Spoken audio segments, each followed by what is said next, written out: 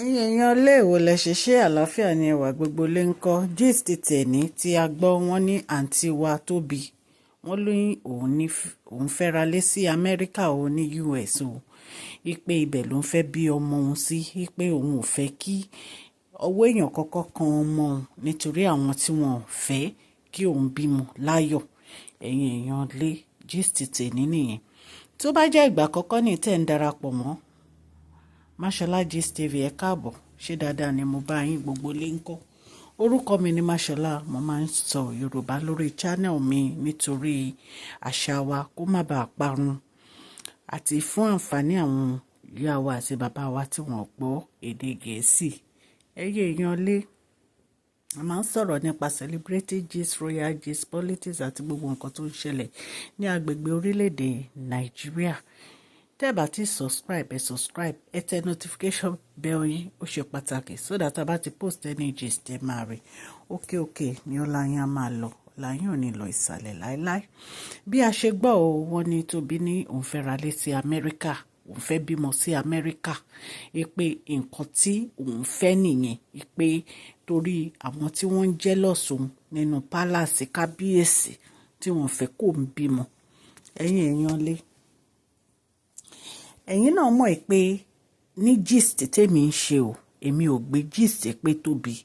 pé ó fẹ́ bímọ àbí bóyá ó lóyún torí èmi ò tí ì rí pé Tóbi lóyún everyday ni mo máa ń sọ mo gbàdúrà fún o tó bá lóyún o kó bímọ láyọ̀ àtàlàáfíà o ṣùgbọ́n èmi ò mọ̀ bóyá ó lóyún gist tí mi ìbá mọ̀ mi ní sọ mi ò mọ̀ bóyá Tóbi lóyún ṣó ti yẹn bọ̀ allegedly nǹkan tá à ń gbọ́ ò ní pé ó lóyún ṣùgbọ́n a mọ̀ pé tó bá lóyún a ṣàbímọ ni there was a time tí mo gbọ́ téèyàn kan ṣe gist pé ó ti bímọ èmi ò mọ̀ bóyá ó ti bímọ so tó bá jẹ́ pé lóòótọ́ ló ti bímọ eventually kábíyèsí á ti ṣèkómọ nínú palace gbogbo wa ti rí ṣùgbọ́n up till now èmi ò mọ̀ bóyá Tóbi lóyún o ṣùgbọ́n nǹkan tá à ń gbọ́ allegedly ni pé ó ní òun fẹ́ ra ilé sí Amẹ́ríkà ipò òun fẹ́ bímọ sí Amẹ́ríkà ṣó ti yé yín nítorí àwọn èèyàn tó yẹ pé wọn ò nífẹ̀ẹ́ òun àti wọn ò nífẹ̀ẹ́ pé kò ń bímọ ẹ̀yin náà mọ̀ pé wọ́n ló ti ra lé sí Ilé Ifẹ̀ la gbọ́ tó ra ilé sí wọ́n ní ó ra ilé yẹn ní bóyá 80 million àbí 90 million ni wọ́n ní ó ra ilé yẹn nígbà tí kábíyèsí ní kí gbogbo wọn lọ ra ilé kán move lọ sílé wọn but up till now wọ́n nílé family member ló wà wípé bẹ́ẹ̀ ló ń gbé bá a ṣe gbọ́ allegedly and ẹ̀yin náà mọ̀ pé gbogbo wọn ní ìsìn náà ń sọ pé àwọn fẹ́ yìí látọ̀dọ̀ kábíyèsí ṣùgbọ́n ìgbà tí Tóbi ní òun fẹ́ ra ilé sí Amẹ́ríkà nǹkan tó fi lóun fẹ́ ra ilé sí Amẹ́ríkà nítorí ọmọ ẹ̀ tó fẹ́ bí ó lóun fẹ́ bímọ sí Amẹ́ríkà ṣé ó easy láti lọ bímọ sí Amẹ́ríkà ní tó bá lóyún number one ó máa gba visa tọ́mádẹ̀ ti rí pé olóyún wọn ní jẹ́ kó wọ Amẹ́ríkà and kábíyèsí dẹ́ni ṣé wọ́n tiẹ̀ máa láwẹ̀ gangan kó lọ bímọ sí Amẹ́ríkà nítorí pé traditionalist ní kábíyèsí tó bá máa bímọ ó máa bímọ sí ilé sí Nàìjíríà tó máa gbé ọmọ ẹ̀wọ̀ ìgbàlẹ̀ because wọ́n máa fẹ́ mọ̀ bóyá ọmọ Ògúnwùsì ni ọmọ yẹn ẹ rí gbégbà tí wọ́n bí Tadé ní káwọ́ wọ́n gbé wọnú gbàlẹ̀ lọ tí wọ́n fi mọ̀ pé ọmọ akọni so nǹkan the same thing náà máa ṣe fọ́mọ ẹnìyẹn tó bá bí ipe ó máa lọ bímọ sí Amẹ́ríkà kábíyèsí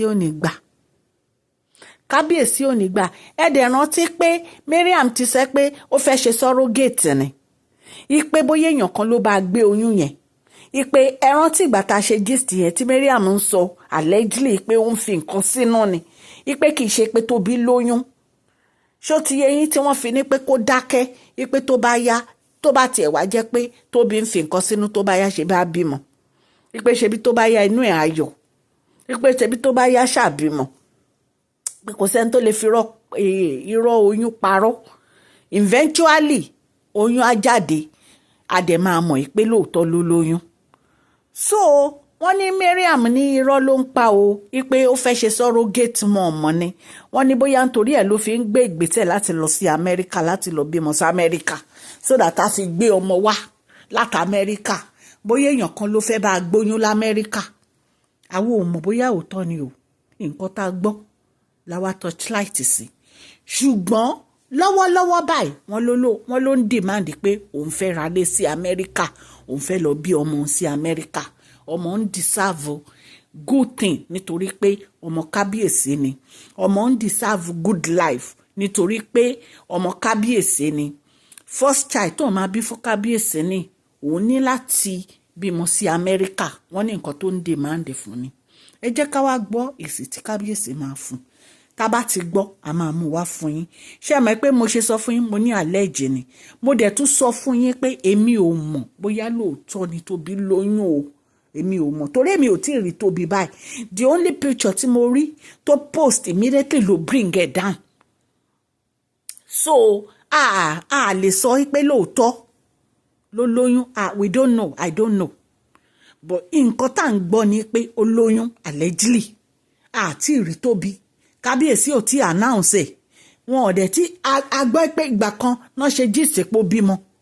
kábíyèsí ò dẹ̀ announce ẹ̀ pé ó bímọ so èwo la fẹ́ believe the only thing náà ni pé ká máa look forward tó bá jẹ́ pé ó lóyún lóòótọ́ oyún àjáde one day tó bá dẹ̀ jẹ́ pé ó bímọ lóòótọ́ a máa rọ́ ọmọ lọ́wọ́ ẹ̀ so ọlọ́run elédùnmarè á wà pẹ̀lú everybody ni wọn tó bá lóyún ṣe àmọ́ pé there was a day tó ń kárí rumor pé Mariam lóyún àròyún yẹn mọ́ o so ọlọ́run á wà pẹ̀lú any of them tó bá lóyún wọ́n á rúre wọ́n á sọ̀rọ̀ ṣùgbọ́n up till now àwọn ò tí ì rí Tóbi ipò lóyún à ń gbọ́ ní allegedly but wọ́n lóun fẹ́ ra lé sí Amẹ́ríkà òun fẹ́ lọ bímọ sí Amẹ́ríkà tá a bá ti gbọ́ any update a máa mú wá fún yín ẹ̀yin ará ilé mo dúpẹ́ púpọ̀ lọ́wọ́ yín fún support channel mi o ọlọ́run elédùnmarè á dúró tì yín o ní agbára ọlọ́run òkè òkè ní ọlá yín á máa lọ ọlá yín ò ní lọ ìsàlẹ̀ láéláé please share this video like and subscribe God bless you.